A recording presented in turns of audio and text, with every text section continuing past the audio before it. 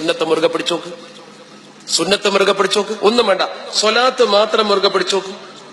ഒരു ഒറ്റ ഹദീത്ത് ഉണ്ട്, ഞാൻ ഒറ്റ ഹദീത്ത് അത്ഭുതപ്പെട്ടു. ഒറ്റ ഹദീത്ത് അത് പറഞ്ഞ് ഞാൻ അവസാനിപ്പിക്കാം. അള്ളാഹുവിന്റെ പരിശുദ്ധ ഹബീബ് അഷ്റഫുൽ ഖൽഖ് മുഹമ്മദ് മുസ്തഫ റസൂലുള്ളാഹി പറയാണ്, മൻ സ്വല്ലാ അലയ്യ കുല്ല യൗമിൻ അൽഫ മറ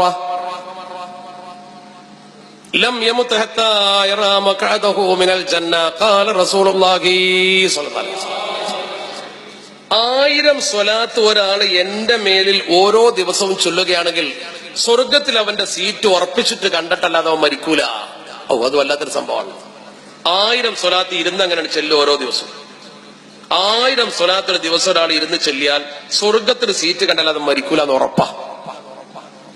വിമർശിക്കുന്നു ചില ആളുകൾ. പഠിക്കാതെ ഒരാൾ നിസ്കരിക്കാതെ, നോമ്പ് നോൽക്കാതെ, സക്കാത്ത് കൊടുക്കാതെ, ഒരു നല്ല കാര്യം ചെയ്യാതെ, പള്ളിക്ക് പോലും വരാതെ ഒരു വലിയ മാല വാങ്ങി വീട്ടിൽ നിന്ന് ഇങ്ങനെ മരിച്ചിരുന്ന സ്വർഗത്ത് പോവാണ്.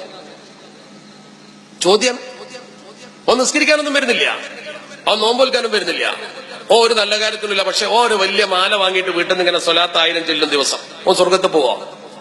ഞാൻ പറയും പോകുന്നു. എങ്ങനെ? പെട്ടെന്ന് അർത്ഥമാക്കണ്ട, അവന് സ്വർഗത്ത് പോകും ഉറപ്പാണ്. എങ്ങനെ? സംശയം ഉണ്ടെങ്കിൽ നിങ്ങളൊരു കാര്യം ചെയ്യും. ഈ നാട്ടിൽ ഏതെങ്കിലും വലിയൊരു കള്ളുപിടിയനെ കണ്ടുപിടിച്ചിട്ട്, അല്ലെങ്കിൽ വലിയൊരു തെമ്മാടിയെ കണ്ടുപിടിച്ചിട്ട്, ആ തെമ്മാടിയെ വിളിച്ചു കൊണ്ടുവന്നിട്ട് ഓനോട് ഒറ്റ ഷർത്ത് വെക്ക്, ഈ കള്ളൊക്കെ കുടിച്ചോ, ഈ വ്യഭിചരിച്ചോ, എന്ത് തെമ്മാടി, പക്ഷെ ദിവസം 1000 സ്വലാത്ത് വീട്ടിൽ നിന്ന് ചെല്ലുന്ന് പറയും. അവനെ കൊണ്ട് ചെല്ലിക്ക് 1000 സ്വലാത്ത് ഓരോ ദിവസവും വീട്ടിൽ നിന്ന് ചെല്ലട്ടെ, അല്ലെ എവിടെ ഇരുന്ന് ചെല്ലട്ടെ, ദിവസം 1000 സ്വലാത്ത്. എന്താ സംഭവിക്കുക?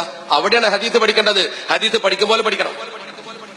ആ ഹദീത്തിനെ വ്യാഖ്യാനിച്ചുകൊണ്ട് മഹാപണ്ഡിതന്മാർ പറയുന്നു, ഈ 1000 സ്വലാത്ത് മനുഷ്യൻ ഇരുന്നണ് ചെല്ലാൻ തുടങ്ങിയാൽ 3 ഘട്ടം വരും. 3 ഘട്ടം ശ്രദ്ധിച്ചോ.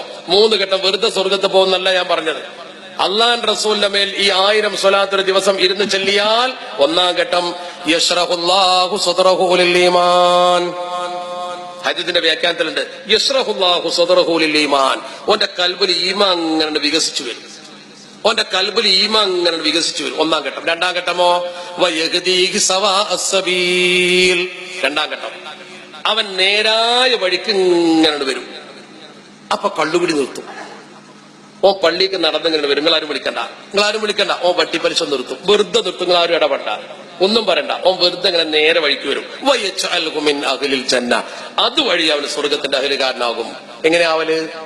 1000 സ്വലാത്തില്ല, സ്വലാത്ത് ഒരു തെർബിയത്തിന്റെ ശൈഖ. ഓന്റെ കള്ളുകൂടി ആ സ്വലാത്തോട് നിൽക്കും. സംശയം ഉണ്ടെങ്കിൽ നാട്ടിലൊരു കള്ളുകൂടിയെ വിളിച്ചിട്ടെങ്കിൽ ചൊല്ലിക്ക് 1000 സ്വലാത്ത് ദിവസം. ഇവിടുത്തെ ഒരു തെമ്മാടിയെ വിളിച്ചിട്ട് 1000 സ്വലാത്ത് ദിവസം ചെല്ലിക്ക്.